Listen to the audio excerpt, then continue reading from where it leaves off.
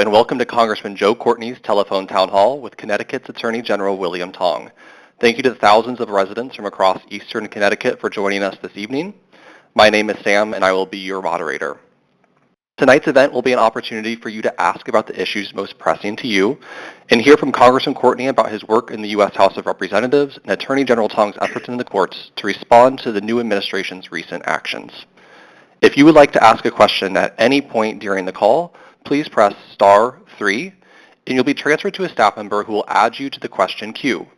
You will then rejoin the town hall, and I will call on as many of you as possible within the hour. To help to get to as many questions as possible, please ask your question briefly and directly. Again, please press *3 now or at any time this evening to ask a question. With that, Congressman Courtney, over to you.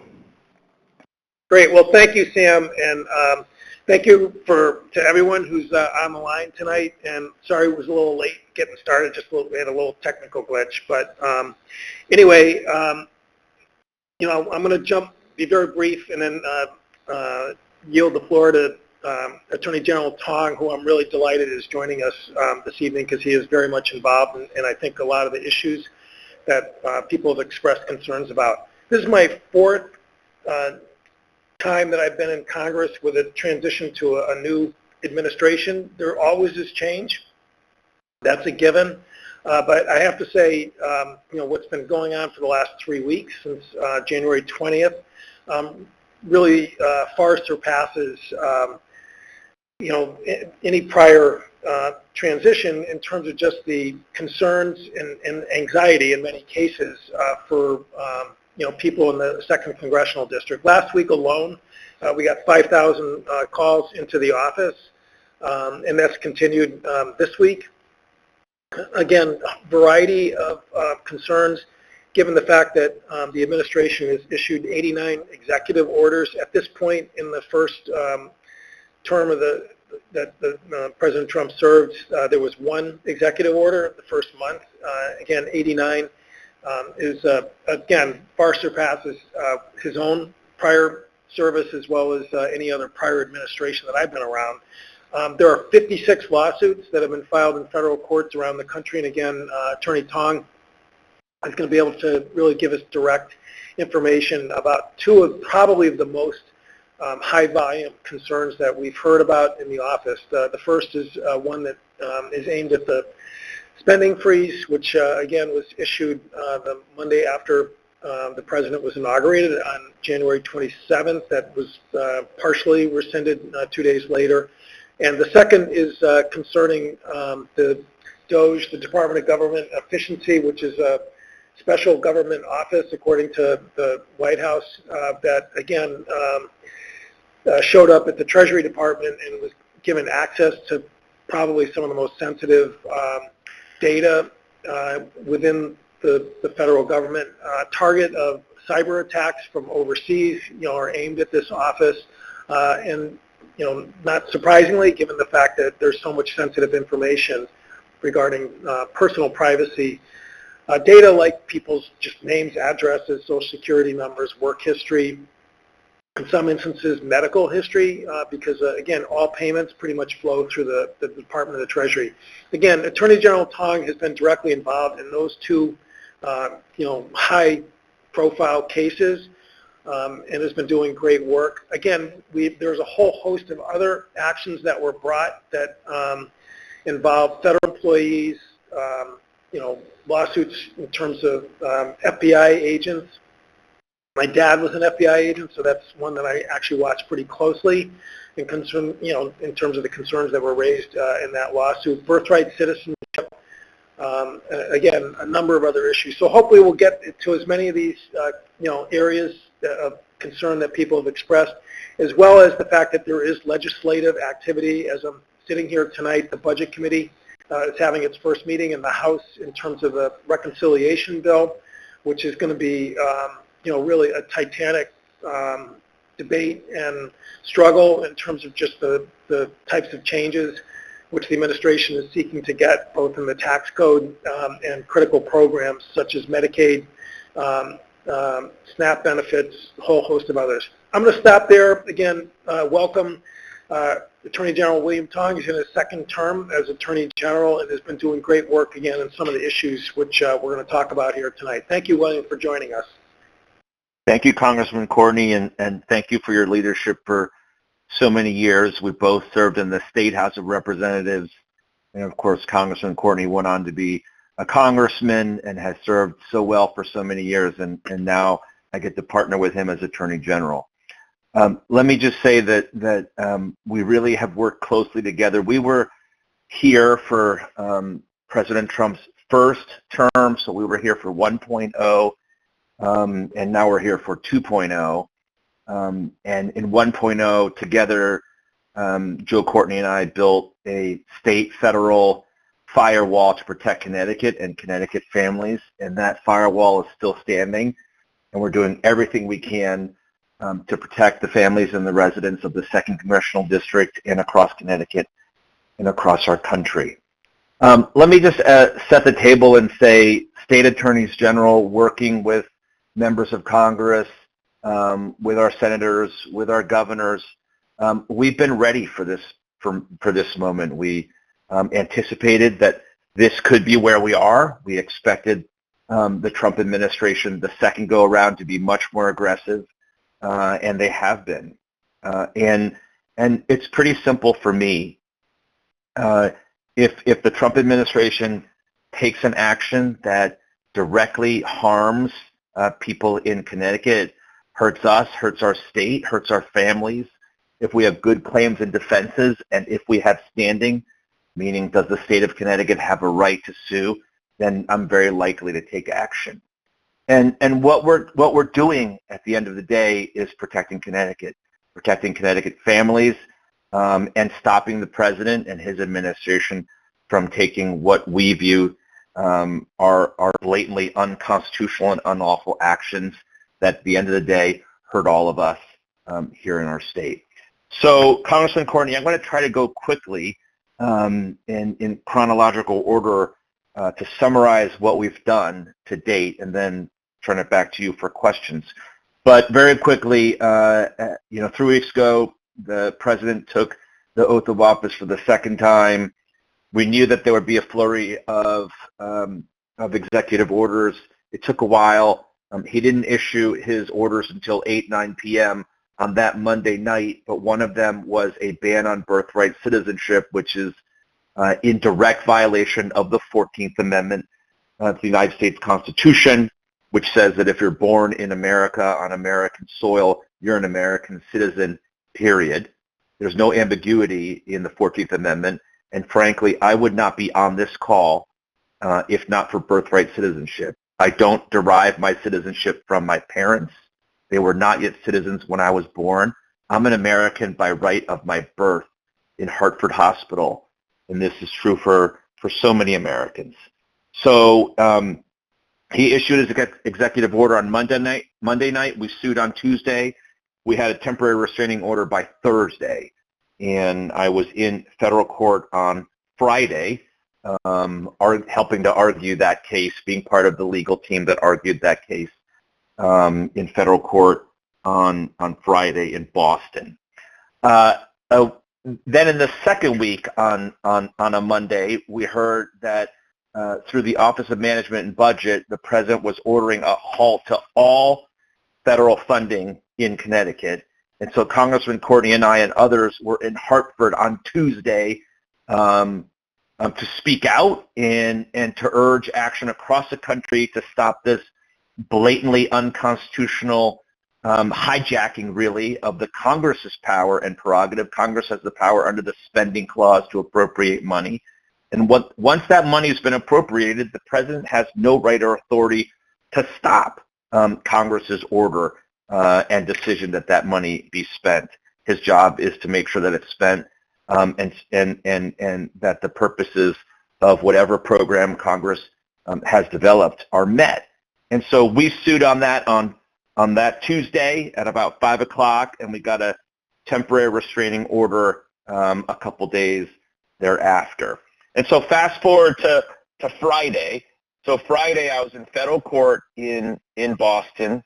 Our team put on our case for a preliminary injunction on birthright citizenship, and then I came back to Hartford, and then we had to go into federal court again in Rhode Island on the federal funds freeze case to move to enforce that temporary restraining order, because we had proof and evidence the federal government, despite the temporary restraining order, was not in compliance, meaning they weren't following the judge's order.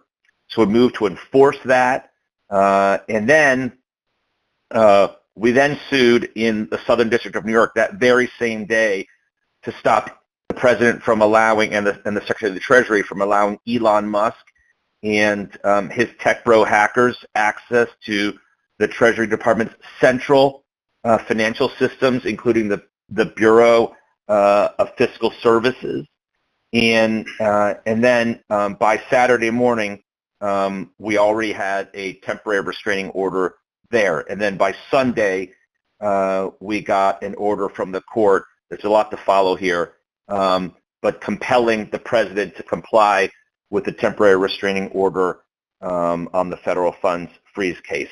Then on Monday, there's been an attack by the president on medical research and the National Institutes of Health and funding to critical research done at UConn, at Yale, across Connecticut. We sued on that case and got a temporary restraining order there. So tons of action. Happy to break it down. The bottom line is this: what the president has done in all of these cases is utterly and blatantly unconstitutional, unlawful. The reason why we're getting these temporary restraining orders and preliminary injunctions is because courts agree. In Trump 1.0, we were successful 80% of the time or more on our lawsuits. And if this remains a legal and process fight, we like our chances. But let me close with this one thought. The vice president this week suggested that the president does not have to listen to the courts. And he said that judges don't have the authority to review decisions of the president and executive branch officials. And that is so wrong and so dangerous. It has always been, throughout our nation's history for more than 200 years, it has been the right and the role and the job of judges to say what the law is and to operate as a check and a balance on the president, on Congress, on the other branches of government. To suggest that judges don't have that power is extremely dangerous and destabilizing to our system of justice, to our democracy, and leads us directly headlong into a constitutional crisis, which is why it's so important that we have this conversation tonight. And I thank you, Congressman Courtney, for hosting it. Great. Thank you, William. So, Sam, let's start with the first question. Absolutely. Our first question comes from Josh, who is tuning in online, who wants to know what actions Congress and our Connecticut Attorney General is doing to safeguard private data from Musk at Treasury Department. So really quickly, in terms of the congressional side, a few days ago, the House, a number of us in the House introduced the Taxpayer Data Protection or Privacy Protection Act, which again would absolutely limit access to the Treasury's personal information, privacy, very sensitive privacy information to people who, again, are completely vetted, have been employees of the federal government for 1 year or more, and again have been qualified in terms of their expertise to be able to be in what has been described by many people as America's checkbook. I mean, almost every payment that goes through out of the federal government, whether it's for issues of buying and procuring goods and services, or whether it's Social Security payments, payments to healthcare providers under Medicare and Medicaid. Mostly Medicaid comes through the state, but Medicare certainly. And again, it would basically create codification to ensure the security of that system, the Fiscal Security Agency, as it's called. And but again, in terms of the court side, I'll let William describe again probably what some of the contempt authorities might be in case there was any recalcitrance in terms of complying with court orders. Yeah, so we sued on this, and I'll be in federal court on this coming Friday in a couple days in New York City as we seek a preliminary injunction to stop Elon Musk and his army of hackers, not just in Treasury, but they intend, I think, to go into every part of the federal government, and that's extraordinarily dangerous. Congressman Courtney referred to the Treasury Payment System, BFS, as America's checkbook. And if it's America's checkbook, then this is the largest hack and data breach in American history, because you've got people who are utterly unauthorized. There's no statute authorizing their work. They weren't confirmed by Congress or the U.S. Senate. They don't have any official role or security clearance, and here they are accessing vital core financial information about states, number one, and about people.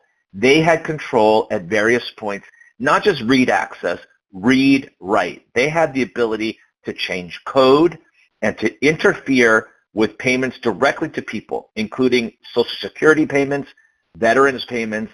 That should send a chill in everyone's spine, that people who are utterly unauthorized, we don't know what they're doing with this information. We don't know what, where they're taking it, whether they've transferred it to potentially Elon Musk's private businesses.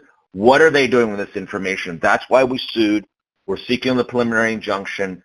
And like I said before, as long as the courts continue to do what we think that they should do, which is to stop this president from taking these unlawful and unconstitutional actions, I like our chances. One last point I would make is that, the security concerns obviously is very much focused in terms of protecting individuals, and other, grantees and recipients of federal payments.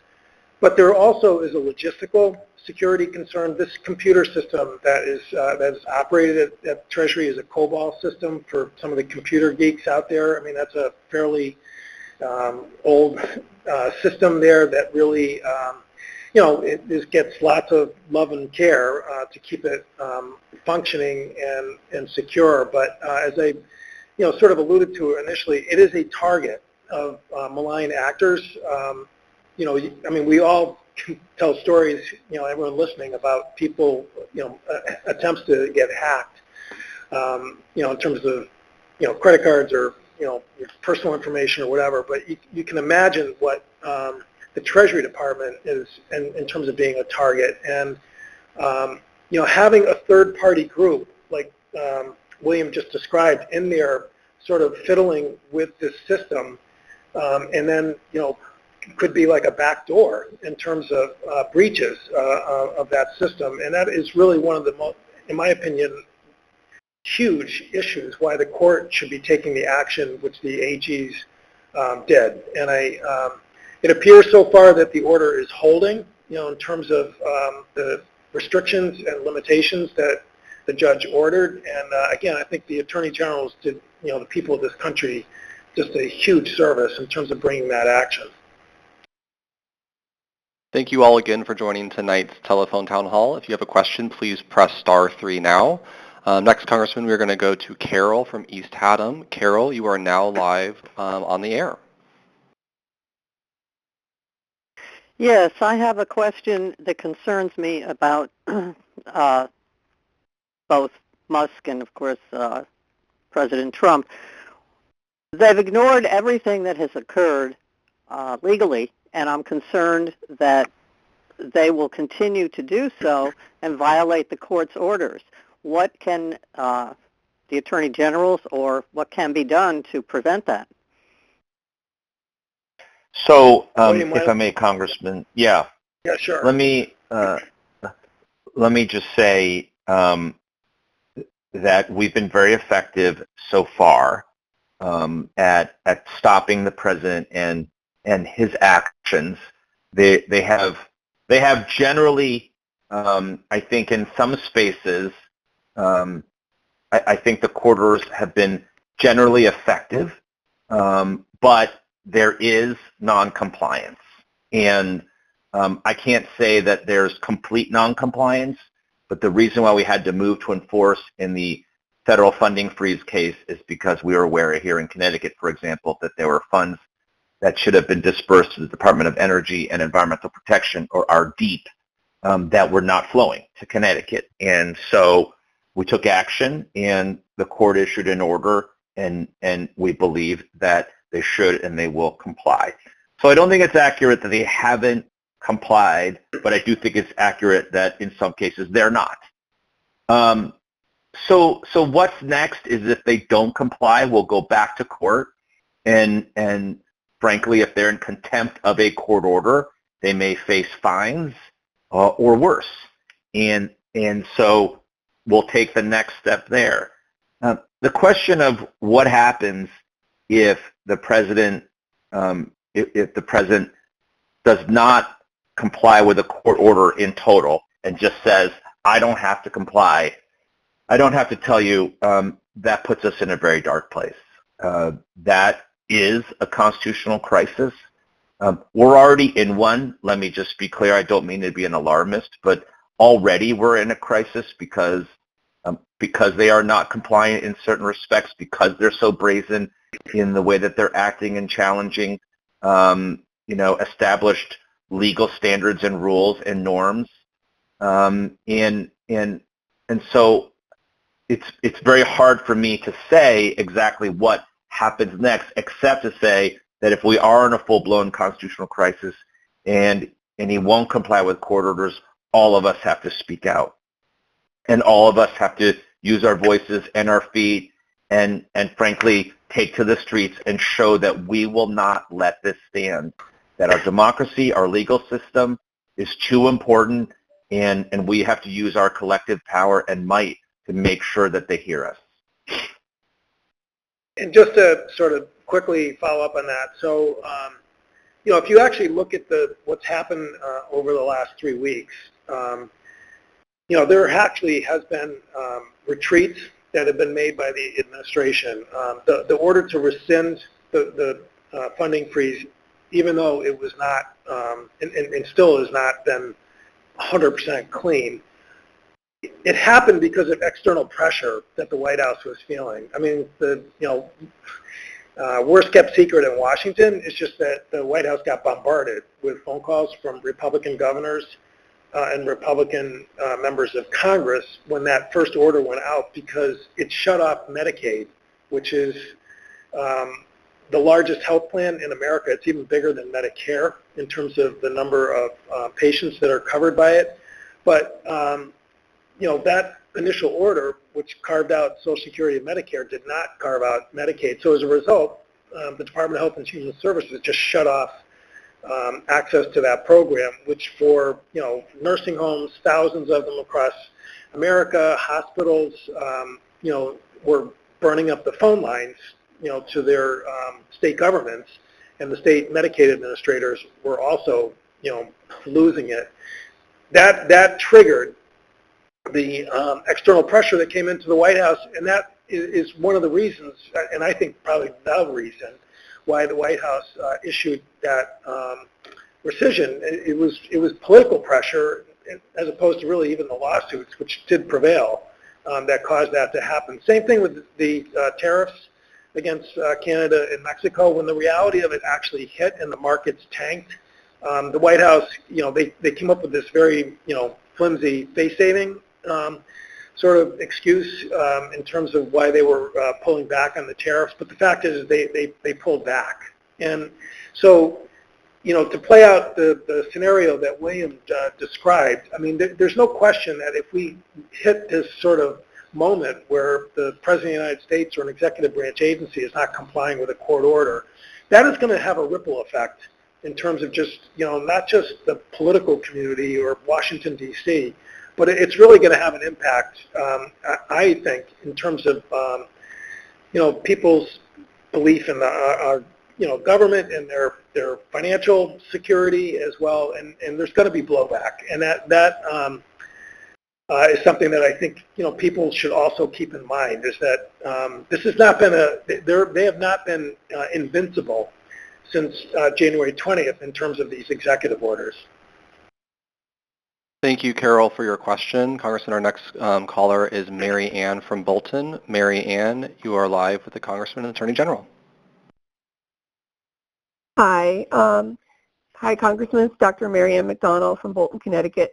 And I appreciate everything that you and the Attorney General have been talking about, specifically with regard to the impact on medical care and public health with the NIH grant affecting medical research, with the impact on Medicaid. And I just wanted to mention one other thing and wanted to have you comment on the actions of the administration of taking down CDC public health website information, scrubbing it for political purposes, and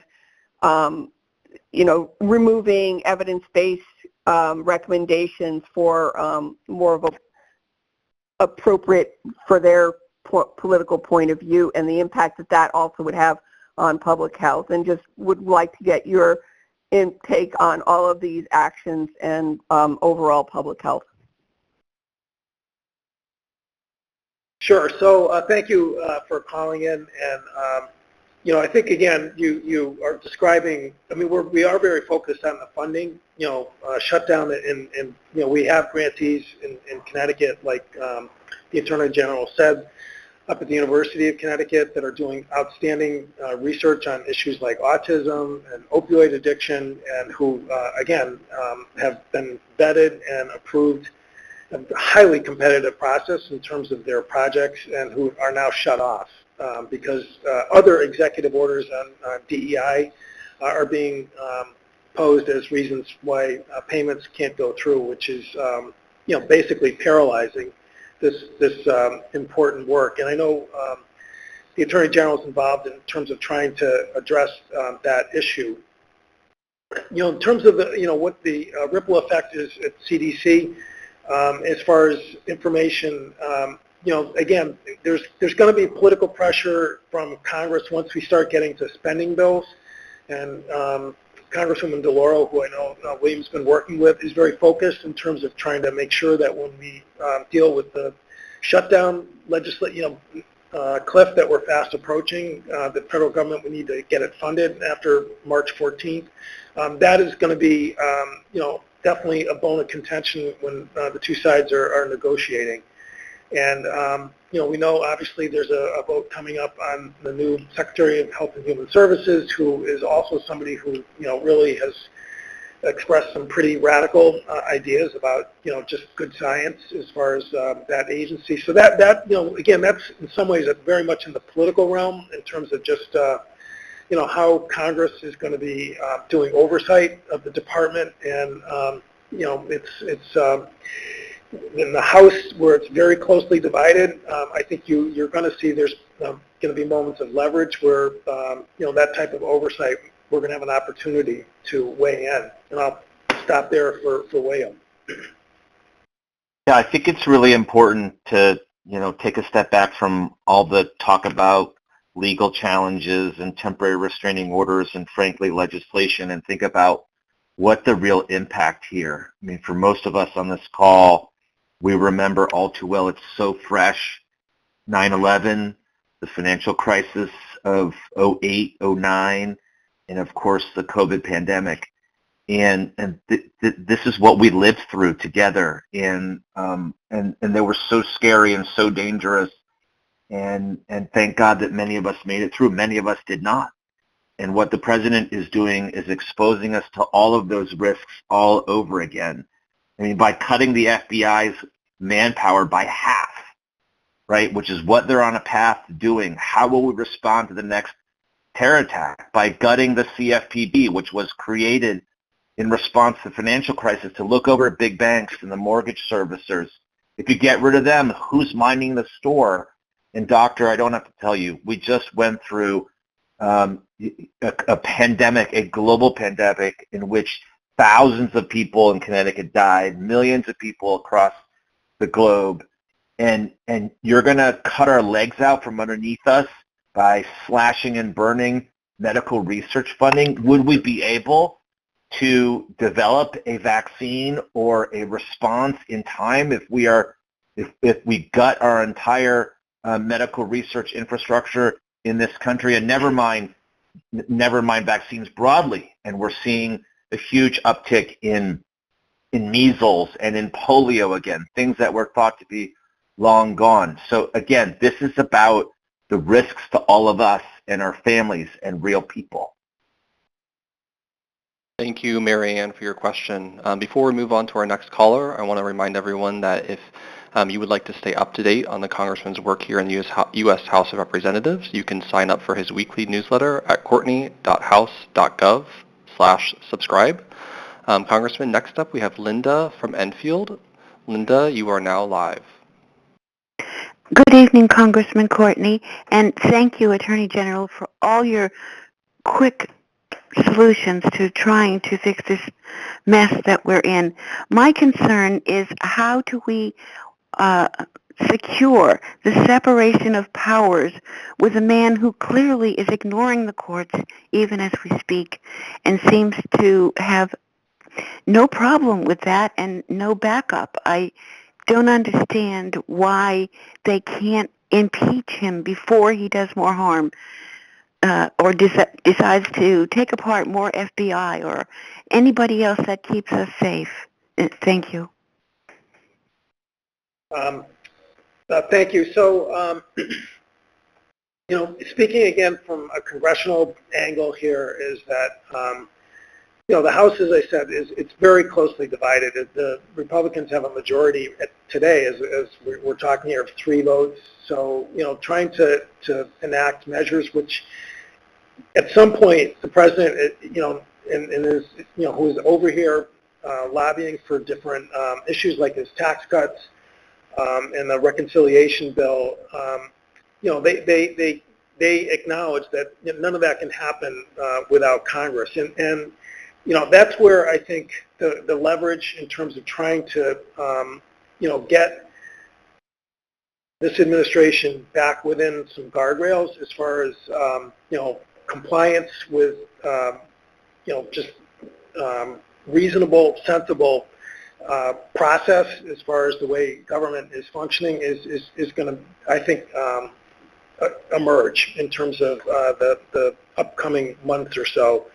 And we get asked all the time, what can a citizen do, or what can an individual do? And number one, I encourage people to, because lots of questions about the litigation that William and other groups like Democracy Forward are bringing in the federal courts. There's a tracker, a litigation tracker, Just Security, which you can log into, and it's really, I think, it answers a lot of questions that we get asked when people call into the office. And I also think it's important for people to know that if you're experiencing disruption in a whole host of ways, don't assume that myself or my colleagues in other districts in Connecticut or the Attorney General are there in real time. I mean, we need to hear from people in terms of real life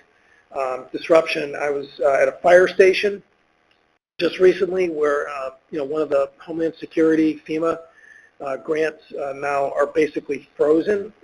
That again, they were pursuing some really important equipment to make the firefighters safer. And that's helped us in terms of bringing that issue forward down here in Washington. The researchers up at UConn, again, had not actually interacted with anybody in terms of the day I was over there, and William and I had a good conversation afterwards, which again, he and the Attorney Generals have been all over that issue. And so down here in terms of Rosa DeLauro, as far as the budget negotiations that are going on, again, the community health centers, Head Start programs, this is happening to people in real time in terms of late payments because of, again, the fact that, the system is still really not functioning the way it should, even though the portals were reopened. So again, I really encourage people, after tonight, to just sort of keep up the dialogue in terms of our offices, so that everybody, will be, able to see what's happening in real time as clearly as possible. I'll just echo that. It's so important for our lawsuits to know about how these decisions are impacting people on the ground here in Connecticut. So reach out to my office, send us an email, make a phone call, let us know if you're being impacted directly. Our next question comes from Mr. Fish, who's watching online. Is my personal information safe? Do I need to freeze my credit cards? William, why don't you go first? Yeah. So the answer is, at the moment, you should take all reasonable precautions to protect your personal information. I don't think you have to cancel your credit cards, but I would put credit freezes on your personal credit. Credit freezes are free, so you can go to each of the 3 major credit reporting bureaus and ask for a credit freeze. All that means is nobody can see your credit, do a credit report, or open a credit card under your name without your consent. If you wanted to go get a loan or get a new credit card, you would have to unfreeze it, do your transaction, and then freeze it again. So, we all have to continue to live our lives, but that is a reasonable precaution that you can take. And perfect answer. And really, thank you, William, for taking the time. I mean, if you want to stay longer, you're welcome. But I know you've got to go. I'll stay for a few more minutes. But I'm actually at a meeting with attorneys general, so they're going to miss me at some point. Great. Excellent. Next, we'll bring on Edward from Windsor, who has questions about the Attorney General's actions in court. Edward, you are now live. Thank you. Thank you, Attorney General Tong and Congressman Courtney. Thanks for doing this tonight. I just have to say I couldn't disagree any more with Attorney General Tong's actions. I understand why he's doing it. I respect it. But I'd like to see some sunlight and some cleansing in our government. I think our government's out of control. It's spending, it's crazy. I've been a financial advisor for 44 years. I've also been a first responder for 23.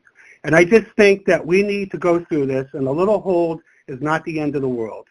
But thank you, Edward. Representative Courtney, a real life story. I watched the Doge hearings today, and I was watching both sides, and unfortunately they're partisan like everything. But one thing that did ring true for me was verification. And there's a company, they had a chairman from Nexus Lexus, which I use in my business, that verifies people. And I think going forward, if anybody gets benefits, whether it's the federal government or the state of Connecticut, we should verify these people. My wife and I pay $44,000 a year for a Connecticut insurance plan with a $10,000 deductible. And to be quite honest with you, with taxes, that's a killer. That's a killer. I can't do anything. I can't wait till I'm 65. I hope Medicare is still here. But I just think that we need to verify. If I could do anything for our congressmen and our state representatives, we need to start verifying who's getting benefits, because why should I be paying $44,000? I'm self-employed. Edward, thank you so much for calling in tonight. I'm going to open up the line for a congressman to respond. So, there's always a need to make sure that programs, particularly large programs like Medicare and Medicaid, have systems to make sure that people, are verified and also are eligible. And I know in the state of Connecticut, which operates the Medicaid program, they, basically have a system of, requalifying people. I think it's every 6 months or so, in terms of making sure that they're staying eligible in the program. And look, I don't think anybody argues that there shouldn't be improvements made in terms of, visibility as far as people who are interacting with the government. And, one of the, I think, tools that was discussed at that Doge hearing, because I watched some of it as well, was the fact that we've had a system of inspector generals going back to the 1970s who've done amazing work in terms of rooting out waste, fraud, and abuse. And we've seen the president basically fire people just across the board. Again, these are nonpartisan offices in terms of the authorities that they have to go in and investigate, complaints, whistleblower complaints that come into their office. So it's their only job is to be, watchdogs for the American people, and yet the president has just willy-nilly, wiped out people. The Department of Defense Inspector General, which again is the biggest agency in the federal government, there is no question, that's an important function that's there, and to just shut down that office. I mean, frankly, DOGE could help, or some of the, maybe technology improvements could help inspector generals, but you don't fix the system by just basically eliminating people who have years of experience and who are very committed to the mission of making sure that they root out waste, fraud, and abuse.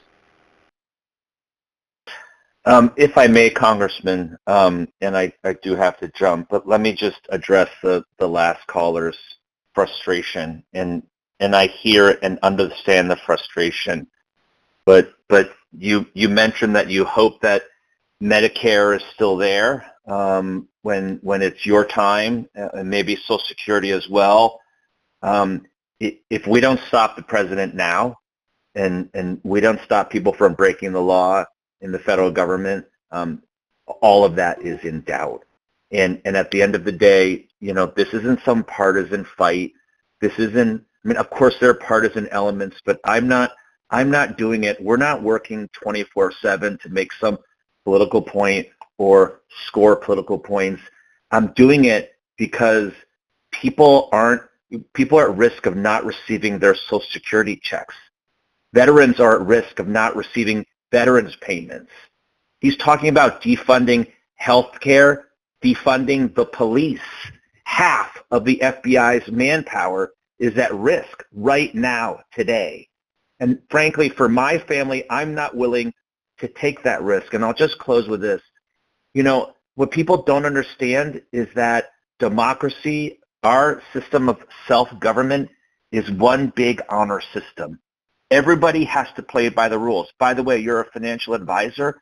So are the financial markets. They're one big honor system. Everybody has to play by the rules.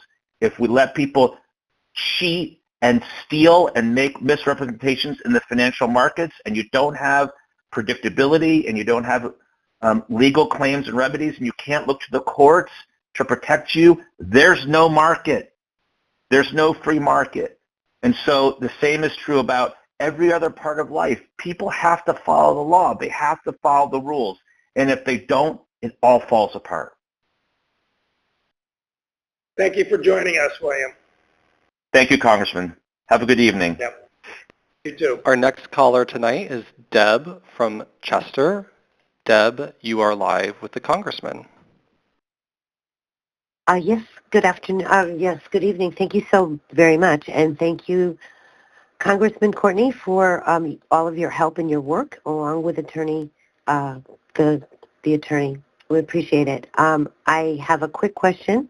I am a teacher, and I work with an outside organization that is out of Connecticut. And I was contacted on Monday. I've only been with the organization for less than 2 months, and I was told that I no longer have a job because all of the federal funds were frozen, and that I was unemployed. And so my question was about unemployment insurance. I'm 2 months into this. I can't get unemployment because it's not available to someone who's only worked less than 90 days, and yet it is a result of the concern that the funding for EDU has gone away, and now I'm not at work. So my question is there any recourse, and how do I go about it? Because this is going to happen to other EDU people as well, teachers, professors, etc. Thank you. Well, thank you, and thank you for sharing the story, because, really it crystallizes how, this sort of sledgehammer approach to programs and agencies has real-life impact in terms of, good people who made decisions relying on what they thought was, representations about the stability and endurance of the, job offers that they took, or the, other life decisions. I mean, we've been talking to farmers, again, who signed up for, for help with the U.S. Department of Agriculture for improvements to their farms. It's reimbursed, retroactively, so you got to lay the money out and then you get reimbursed, and those payments are now under suspension, which again is just another example of how, just doing stuff with a sledgehammer just, has real life impacts and hurts people who are hardworking and really are trying to contribute. What I would say is, you should call my office down in Norwich, and we can, see if we can get a caseworker just to sort of dig into this a little bit more. I mean, it sounds like you've done some good investigation, which is unfortunately showing that, this is going to be a struggle. But the district office is in Norwich. The number is 860-886-0139, and I'm very sorry for your difficulty, which again, you were completely innocent, bystander in terms of decisions that were made, obviously far away in Washington. Our next caller is Jeff from Groton. Jeff, you are live with the Congressman. Thank you, Congressman. A lot of the questions you guys already answered tonight, but I had one where I'm a Connecticut veteran and I use the VA system, but I'm more interested in my dad, who's also a veteran and is in his 80s, and with all the federal funding freezes and the federal workers being laid off, is this going to impact a lot of the services that he needs and some of the veterans of his generation that I take to appointments so they can get the medical care they deserve? Sure, thank you. And your story about your family and the fact that you're good, your dad's a frequent flyer in the system, which is exactly what he earned with his services, as did you. And I think the fact that so many veterans that we work with around the district, again, are passionate about the delivery of services, whether it's in New London and the community health clinic that the VA operates, or West Haven. There's obviously the VA takes a lot of criticism, but there's a high degree of loyalty and appreciation for the people who work there. So, one of the initiatives of the administration was this fork in the road memo that they put out to federal employees, basically saying that, by such and such a date, you can opt into a buyout and, be basically terminated or separated from the federal government. I think September 1st. Was the date that they put in. And again, a lot of questions that we've gotten from people who were given or received this letter. Again, it was done across the board without any sort of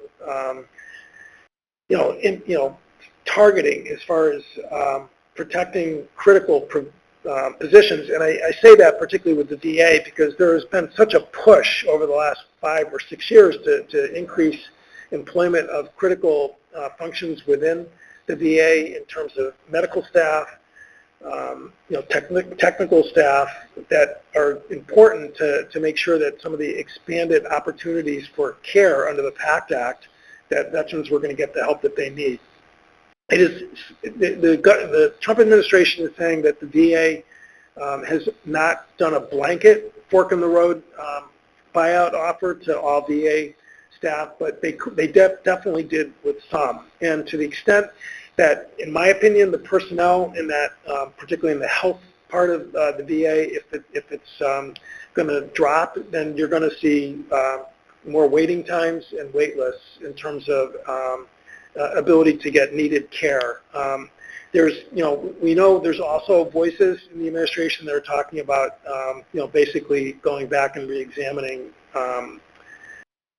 people who are receiving benefits from service-connected injuries, and that's something we were going to be watching like a hawk, because I think and I know how tough it is in the system to get an award for service-connected injuries, and the fact that some people believe that those claims need to be re-examined, in terms of trying to take back some money or reduce payments out of the system, is something that I know there's going to be huge blowback, both politically and within the veterans community.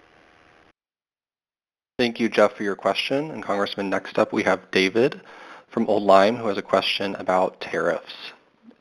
David, you are live with the Congressman.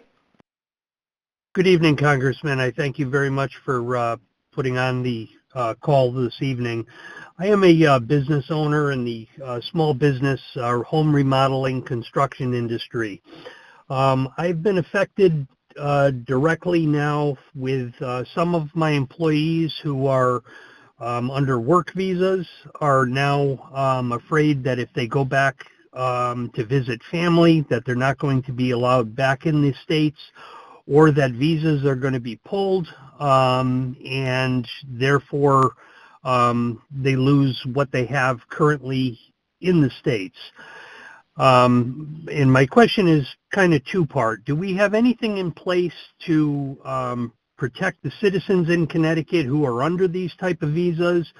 And secondly, with the administration not following rules and regulations and being kind of at the feeling that they can do whatever they wish to, is there anything as far as the rest of the citizens in Connecticut that can assist our fellow, senators and congressmen alike to amplify the disdain, I'm going to say, for our current administration? Sure. So thank you for that story.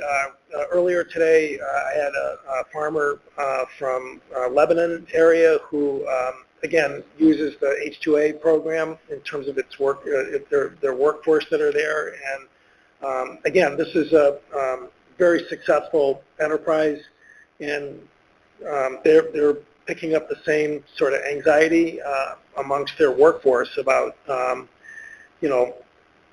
the rumors are out there in terms of, sweeps in different workplaces, and sometimes, the ICE enforcement agency is just not that careful in terms of, sorting out people who actually have lawful papers. But the issue of going home and then not being able to get back in, honestly, I think people really need to be very careful and terms of and watch what's coming out of the administration. If you look at Project 2025, and the new OMB director is the author of that, Russell Voigt, there was no question that scaling back programs, visa programs for people, whether it's in your business sector or agriculture or hospitality, there's no question that those are going to be squeezed and shrunk. I think with a really totally unrealistic view of just where those positions are going to be refilled, with the remaining workforce that we have in the U.S. But again, I would encourage you to just kind of keep track of what is coming out in the news. You can certainly call my office in Norwich. We have really talented staff who deal with immigration offices in Hartford, and also can share with you as much information as we can in terms of what's developing out there. Thank you, David, for your question. And Congressman, our final question for this evening is from Mark from Stafford Springs, who has a question about the upcoming budget. Mark, you are now live with the Congressman. Thank you very much for taking my call. Congressman, thank you for hosting this town hall tonight. I want to first of all give my thoughts to the Congressman Larson, and great to hear that he's doing well. And I hope that you're getting some rest in amongst everything that you're doing to fight hard for us. Congressman, you mentioned the two main items when Attorney General Tong was on in regards to spending freeze and DOGE. I read the Data Protection Act that you've co-sponsored, and also the letter that was put together led by Representative Caston to Security Treasurer Bissett, signed by 154 people in the House. I sincerely appreciate that. Things are not normal as we've been discussing this evening. My question is, are you going to advocate and encourage the entire Democratic House to use the upcoming budget to continue funding as the best leverage as we move forward to March 14th deadline? Sure. So, as I mentioned earlier, we've got to focus. I wish we would have been doing this since we got sworn in back in January, because we passed a continuing resolution in December to March 14th to keep the government open and finish off the rest of the fiscal year. Again, the Republicans have the majority. Speaker Johnson, so far has basically, not included a large Democratic minority. The 215 is really, you have to go back to before we were a country of 50 states to see such a narrow majority in the House of Representatives. But there has been really little or no effort by Speaker Johnson to sort of talk to our side as far as what a budget package would look like. And so, we're getting close, and things are going to, run close to the deadline that's there. As I mentioned earlier, Congresswoman DeLauro, who is going to be very much in the room as the ranking member on appropriations, has made it clear that they want to use this as an opportunity to try and, create some control and limitations regarding the executive orders. And we'll see how this thing unfolds. But so far, the Speaker seems to believe that he can just sort of pass a budget measure with just his majority, and they're in the majority, and we'll see whether or not that's the case. And then if it's clear that they can't, then we're going to have an opportunity to start having some real negotiations to try and fix and rebalance the situation that we're in right now. Thank you, Mark, for your question. And before I pass it over to the Congressman for closing remarks, please stay up to date with our office by subscribing for the Congressman's weekly newsletter at courtney.house.gov/subscribe. Congressman, over to you for final words. Great. So thank you, Sam. And, just wanted to, express my appreciation for people being on this tonight. And again, it was a little different telephone town hall, having a state official. But obviously the, activity that's been going on, I think, made it necessary for all of us to, again, get a front in real-time update in terms of the efforts to respond to so many of the things that have been happening that have triggered, as I mentioned at the outset, thousands of calls into my office that are continuing today. And we know they're going to continue, and we certainly welcome those calls and, happy to respond as best we possibly can in terms of a very fast-changing environment that's happening right now. And I think that if we really stay in touch and keep communicating, really with the values that we all share in terms of as Americans, to respect the fact that our democracy is precious, and that we have, a duty, a generational duty, to make sure that, we are going to keep intact a system that up until now has really been sort of an envy of the world. And so, again, thank you for joining us this evening. You have our contact information, and we, again, hope to continue this dialogue, again, as, this situation continues to develop and unfold. Thank you for listening.